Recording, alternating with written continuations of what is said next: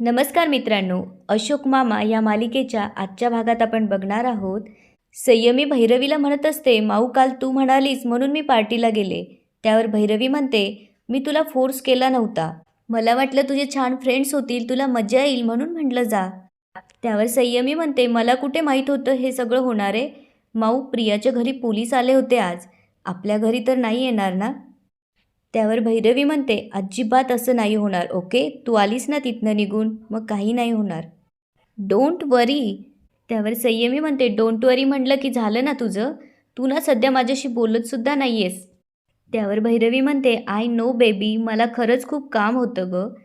त्यावर संयमी म्हणते, tell me one thing, तुझ्यासाठी काम महत्त्वाचं आहे की मी? त्यावर भैरवी म्हणते, ऑफकोर्स तू समा. संयमी म्हणते, मग ना थोडंसं ते तुझं काम बाजूला ठेव आणि बोल माझ्याशी. तेवढ्यात तिथं अनिश येतो आणि संयमीला म्हणू लागतो, तिच्यावर ओरडायचं नाही हं. हे बघ सॅम, प्रत्येकाला आपापले स्ट्रगल्स असतात. घरची कामं, ऑफिसचे काम, दमायला होतं तिला. त्यावर संयमी म्हणते, oh I know now you guys are married, त्यामुळे तुम्ही एकमेकांचीच बाजू घेणार. माझी कोणीच बाजू घेणार नाही आहे ना. I will keep that in mind. असं म्हणून संयमी रागाने तिथून निघून जाते. अनिश तिला आवाज देऊ लागतो, पण संयमी मात्र त्याचं न ऐकता तिथून निघून जाते. अनिश भैरवीजवळ येऊन म्हणू लागतो, तुझं बरोबर होतं. तिला असं वाटतंय की ती खरंच फार एकटी पडली आहे. आणि खरंच सांगतो, ही खूप वाईट फिलिंग असते गं. हे ऐकून भैरवीला खूप टेन्शन येतं. इकडे देसाई आणि त्यांचा ग्रुप बसलेला असतो. देसाई म्हणतात, ओ सातपुते, मार्च अर्धा संपत आलाय. त्यावर सातपुते म्हणतात, हो, सीएला भेटायला हवं. त्यावर देसाई म्हणतात, घ्या यांचं आपलं काहीतरीच. अहो, मार्चमध्ये आपण काय करतो? त्यावर सगळे विचारतात, काय? त्यावर देसाई म्हणतात, अहो, सत्यनारायणाची पूजा घालतो की नाही? त्यावर सगळे म्हणतात, अरे हो, विसरलोच की. त्यावर ते म्हणतात, पण यावर्षी अजिबात मूड नाही आहे. सगळेजण म्हणतात, हो ना, आपल्यासारख्या सभ्य लोकांच्या सोसायटीत पोलीस येऊन गेलेत. सगळं वातावरण बिघडलंय हो. त्यावर देसाई म्हणतात, अहो म्हणूनच म्हणतोय की पूजा घालायचीच. त्यानिमित्ताने 4 लोक एकत्र येतील आणि सोसायटीत पॉझिटिव्ह वातावरण निर्माण होईल. त्यावर ते म्हणतात, अहो देसाई, पूजा म्हटलं की खर्च आलाच आणि सोसायटीच्या अकाउंटमध्ये खडखडाट आहे. त्यावर देसाई म्हणतात, त्यावर पण आयडिया आहे माझ्याकडे. आपण अनिश आणि भैरवीला यावेळेस पूजा करायला बसू. त्यावर ते म्हणतात, ओ नाही नको. त्या दिवशी कशी बोलली ते विसरलात? महा तिरसट बाई येती. त्यावर देसाई म्हणतात, आणि श्रीमंत पण, मोठ्या पगाराची नोकरी करते ती. आपला सगळा पैशांचा प्रॉब्लेम पण सॉल्व्ह होऊन जाईल. त्यावर ते म्हणतात, हो, हे तर आमच्या लक्षातच आलं नाही. त्यावर सातपुते म्हणतात, मुख्य म्हणजे माझगावकर पण कटकट करणार नाही आणि आपला पैशांचा प्रॉब्लेम पण सॉल्व्ह होईल. त्यावर देसाई म्हणतात, हां, पण एक काम करा, भस्कन जाऊन त्या माझगावकरांना सांगू नका. त्यावर सातपुते म्हणतात, तुम्ही पण ना देसाई. त्यावर देसाई म्हणतात, नाही, कारण ते हुशार आहे, त्यांना लगेच कळेल. त्यांना कळेल की आपला भैरवीच्या पैशांवर डोळा आहे. त्यावर ते विचारतात, मग काय करायचं तुम्हीच सांगा. त्यावर देसाई म्हणतात, त्यावर माझ्याकडे एक आयडिया आहे. मी अनिशला घोळात घेतो. अनिशला घोळात घेतलं की तो बरोबर भैरवीला सांगेल. त्यावर ती विचारू लागतात, पण भैरवी खर्च करायला तयार होईल? त्यावर देसाई म्हणतात, का नाही होणार? मिरवाईची हौस सगळ्यांनाच असते आणि त्यात ती बाई आहे. आणि देसाई म्हणू लागतात, आपण तिला सांगायचं, घे बाई घे, हवा तेवढा मान घे आणि आम्हाला हवा तेवढा पैसा दे. इकडे एक्झामसाठी ईशान अभ्यास करत असतो. तेवढ्यात भैरवी तिथे येते आणि त्याला म्हणू लागते, ईशान चल ना आता. हे बघ, दूध थंड होतंय. त्यावर ईशान म्हणतो, हां 5 मिनटं. त्यावर भैरवी म्हणते, लवकर आहे. आणि ती अशोक मामांना म्हणते, बाबा हे घ्या पोहे. आणि ती इराला म्हणते, तू पण टाईमपास नको करूस. आणि ती ईशानजवळ जाऊन म्हणते, ईशान, तू पण आता तेच करणार आहेस का?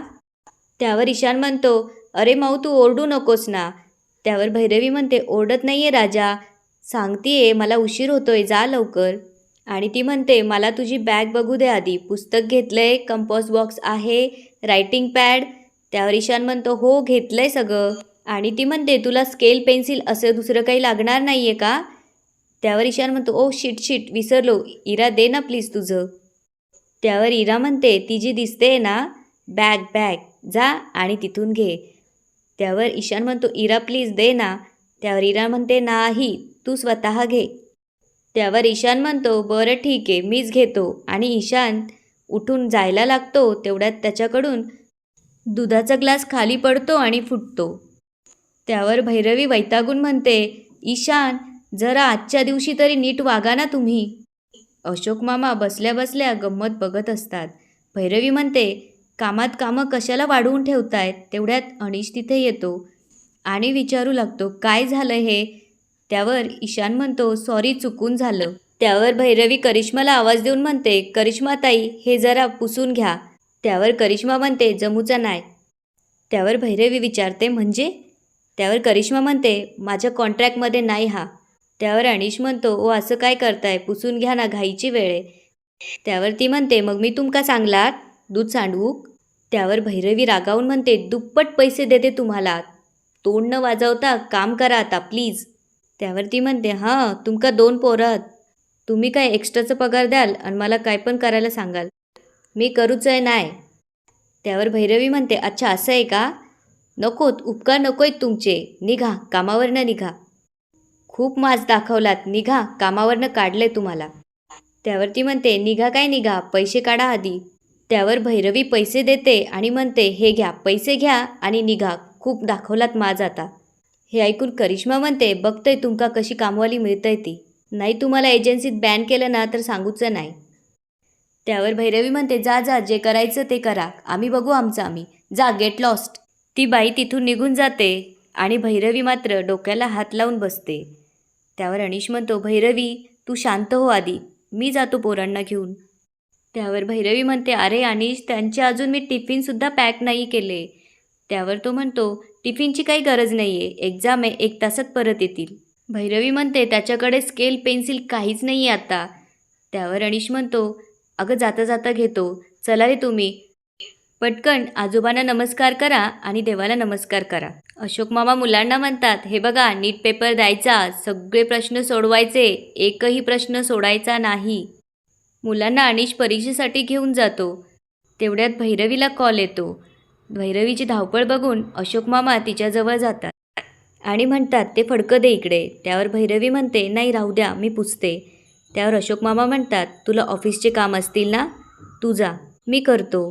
त्यावर भैरवी त्यांच्याकडे बघू लागते. अशोक मामा म्हणतात, कशाला त्रास करून घेतीस उगच, अगं मी तुझा शत्रू नाही आहे, दे दे इकडं दे. त्यावर भैरवी म्हणते, मी दुसरी बाई शोधेल, मिळेलच लवकर. त्यावर ते तिच्या हातातलं फडकं घेतात आणि तिला जा म्हणतात. इकडे अनिश मुलांना एक्झामसाठी घेऊन चाललेला असतो. तेवढ्यात त्यांना देसाई भेटतात. देसाई अनिशला पाहून म्हणतात, अरे अनिश, बरं झालं आलास, तुझ्याकडे थोडं काम होतं. आणि म्हणू लागतात, दरवर्षीप्रमाणे यंदाही आपण सत्यनारायणाची पूजा करणार आहोत.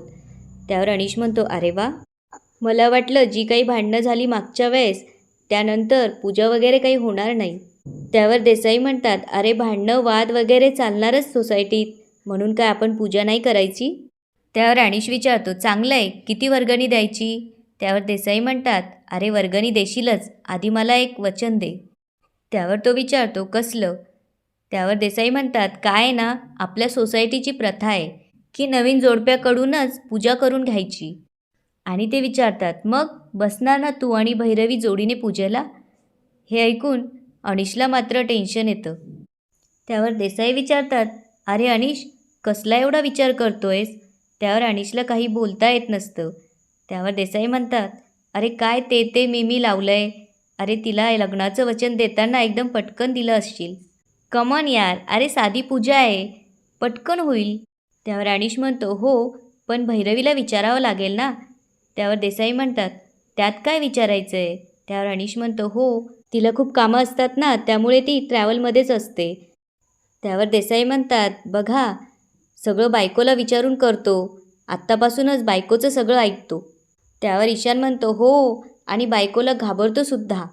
त्यावर अनिश ईशानला म्हणतो, तू गप्प बस. त्यावर देसाई म्हणतात, अहो चालायचंच, हे बघ, पण असं बायकोला घाबरायचं नाही. तुला ना ट्रेनिंग द्यायला पाहिजे, एकदा भेट रे तू फुरसतमध्ये, बसूया आपण. त्यावर ईशान म्हणतो, बसूया. आणि तो अनिशला विचारतो, काका तू यांच्यासोबत बसणार आहेस. त्यावर इरा म्हणते, थांब, मी आजोबांना सांगते, चल चल लवकर. त्यावर अनिश म्हणतो, थांबा, मी असं काही करणार नाही आहे. आणि तो देसाईंना म्हणतो, हे काय बोलताय तुम्ही मुलांसमोर? त्यावर देसाई म्हणतात, अरे काय अवस्था झाली तुझी रे? आधी एकदम वाघ होता वाघ, आता पार कोकरू झालंय तुझं. आणि ते म्हणतात, साहजिकच आहे म्हणा, बाप आणि बायको यांच्या भांडणात तुझं असं व्हायचंच. त्यावर अनिश म्हणतो, झालं तुमचं, निघू मी आता? अनिश निघायला लागतो. तेवढ्यात देसाई म्हणतात, एक मिनिट, बायकोला अजिबात घाबरायचं नाही, तिला सांगायचं बिंदास पूजा ठेवायची आहे. भैरवी आत्ताची आहे, पण तू आधीपासून इथलाच आहे. आम्ही समजू शकतो तू पळून जाऊन लग्न केलंयस. त्यावर अनिश म्हणतो, मी पळून जाऊन लग्न केलेलं नाही. त्यावर देसाई म्हणतात, अरे अनिश, याला पळून जाऊन लग्न करणं म्हणतात. पण जाऊ दे, जे झालं ते झालं, पण आता मस्त पूजा घाला. अनिश त्यांना म्हणतो, चला रे, आपल्याला उशीर होतोय. पुढे जाऊन त्यांना कळतं की रिक्षाचा संप आहे. त्यावर ईशान म्हणू लागतो, काका चल ना, खूप उशीर होतोय. त्यावर अनिश म्हणतो, हो मी आता कॅबच बुक करतो. त्यावर इरा म्हणते, अरे काका, कॅब नाही मिळाली म्हणून आपण रिक्षाने जाणार होतो ना, विसरलास का? त्यावर ईशान म्हणतो, अरे यार काका, आज जर तुझी कार असती ना तर आपण मस्त AC कारमध्ये एंट्रन्स एक्झामला गेलो असतो. त्यावर अनिश म्हणतो, अरे पण आता काय करू, गाडी पण नेमकी गॅरेजला आहे ना. ते विचारू लागतात, काका आता काय करायचं? त्यावर अनिश म्हणतो, थांबा, मी भैरवीला कॉल लावून विचारतो. आणि तो भैरवीला कॉल करतो आणि म्हणतो, भैरवी, तुझी जरा गाडी हवी होती, मुलांना एक्झामला सोडवायचं आहे. आणि अनिश वॉचमनकडून भैरवीच्या कारची चावी घेतो. अनिश मुलांना घेऊन कारकडे जाऊ लागतो. तेवढ्यात सातपुते देसाईंची बायको पळत येतात आणि विचारू लागतात, ते देसाईंशी बोलणं झालं का तुझं? त्यावर तो म्हणतो, हो हो झालं बोलणं. त्यावर ते विचारतात, मग ठरलं काय? तुम्ही दोघं पूजेला बसणार आहात ना? देसाई भिंतीच्या मागून चोरून ऐकत असतात. अनिश म्हणतो, म्हणजे त्यांचं त्यांनी ठरवलं सुद्धा? त्यावर देसाईंची बायको म्हणते, म्हणजे काय, पूजेचा प्रसाद तुम्हीच करायचा हं? इकडे ईशान आणि इरा काका काका म्हणून आवाज देऊ लागतात. देसाईंची बायको म्हणते, जेवण भलेही बाहेरून बोलवलं तरी चालेल, पण पूजेचा प्रसाद घरच्या सुनेनेच करायचा असतो. त्यावर अनिश वैतागून त्यांना म्हणतो, आओ काय इरिटेट करताय, म्हणलो ना मी तुम्हाला नंतर पाहू म्हणून. अनिश गाडीत बसून गाडी जेव्हा रिव्हर्स घेतो तेव्हा मागच्या गाडीला धक्का लागतो. त्यावर सगळे ओरडू लागतात, गाडी ठोकली वाटतं. ईशान म्हणतो, अरे काका, तू गाडी ठोकलीस? अनिश जेव्हा बाहेर येऊन बघतो तेव्हा डोक्याला हात लावतो. त्यावर सातपुते म्हणतात, अरे बापरे, केवढा हा मोठा डेंट गेला. त्यावर ईशान म्हणतो, मेलो. त्यावर इरा म्हणते, म्हणजे आपली परीक्षा आता वाया जाणार? त्यावर इरा म्हणते, म्हणजे आपण एवढा अभ्यास केलेला सगळा वाया जाणार? त्यावर ईशान नाचू लागतो, हो, आता पुढच्याच वर्षी परीक्षा. त्यावर अनिश म्हणतो, अरे तुम्ही जरा शांत बसा रे, अरे काही नाही, थोडासाच डेंट गेलाय, चला बसा गाडीत. आणि तो वॉचमनला म्हणतो, तुम्ही चला गेट उघडा. तेवढ्यात सातपुते आवाज देऊन म्हणतात, अनिश, ते पूजेचं नक्की ना? अनिशचा चांगलाच गोंधळ उडालेला असतो आणि तो म्हणतो, सांगितलं ना तुम्हाला एकदा, निघा आता. त्यावर ते म्हणतात, थोडा वेळ लागेल पण पटवूच आपण याला. इकडे भैरवी कॉलवर म्हणत असते, व्हॉट द हेल इज दिस? तुमची एवढी ट्रस्टेड कंपनी आहे म्हणून मी त्या बाईला कामावर ठेवलं होतं, तर ती बाई भयंकर व्यवहारी निघाली. आणि ती म्हणते, एक मिनिट, प्रोफेशनलिझम वगैरे मलाही कळतो, पण म्हणून साधं पाणी मागितल्यावरही ही बाई एक्स्ट्रा पैसे मागते म्हणजे काय? आणि ती म्हणते, एक मिनिट, माझ्याकडे नॉनसेन्स टॉकसाठी अजिबात वेळ नाही आहे, मला इमिजिएटली दुसरी बाई बघा. त्यावर ते म्हणतात की बाई नाही आहे. त्यावर भैरवी म्हणते, अवेलेबल नाही आहे म्हणजे काय? आता हे अनप्रोफेशनल नाही आहे का? तुम्ही मुद्दाम करत आहात. Fine, go to hell. मुंबईत तुमची एकटीच एजन्सी नाही आहे, बाकी अनेक आहे. आणि ती फोन कट करते. इकडे ईशान अनिशला म्हणत असतो, काका, तू तर बोललेलास की छोटा डेंट आहे, हा तर किती मोठा डेंट आहे. त्यावर इरा म्हणते, अरे ही तर माऊच्या कंपनीची कार आहे, तिला जर कळालं तर? तेवढ्यात ईशान म्हणतो, काका, ते देसाई काका बोललेत ना, ते एकदम बरोबर होतं.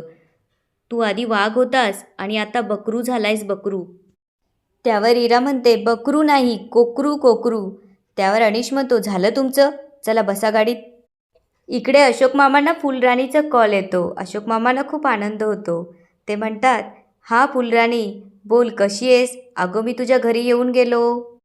हां, प्राजक्ताने सांगितलं की तू गावी गेली आहेस म्हणून. आणि ते म्हणू लागतात, हे फुलराणी, हे बघ, तुझा सगळा अपमान विसरून तू परत कामावर ये असं मी तुला नाही म्हणणार. पण जर कधी मुंबईला आलीस ना तर भेटायला नक्की ये. हां अगं वाट बघतोय मी.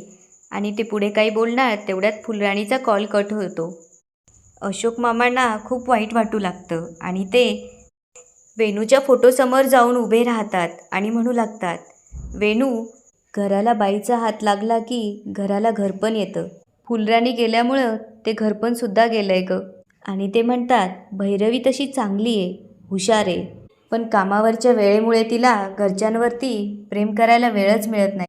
बाहेरची धावपळ केल्यानंतर दिवसाअखेर विसावा घ्यायला घरटंच लागतं ना गं वेणू. आजच्या पिढीला घर सांभाळण्याचा लळाच राहिलेला नाहीये. भैरवीने जरी हे घर सांभाळण्याचं चॅलेंज घेतलंय, पण ते घराच्या प्रेमापोटी नाही तर माझ्यावरच्या रागापोटी. तुझी खूप गरज आहे वेणू. कर्तव्य म्हणून घर मॅनेज करणं आणि निगुतीने घर सांभाळणं यात खूप फरक आहे गं. आणि अशोक मामांना खूप एकटेपणा वाटू लागतो आणि त्यांच्या डोळ्यात पाणी येतं. याच ठिकाणी आजचा एपिसोड संपतो. आता पुढे काय होणार ते बघूया उद्याच्या एपिसोडमध्ये. धन्यवाद.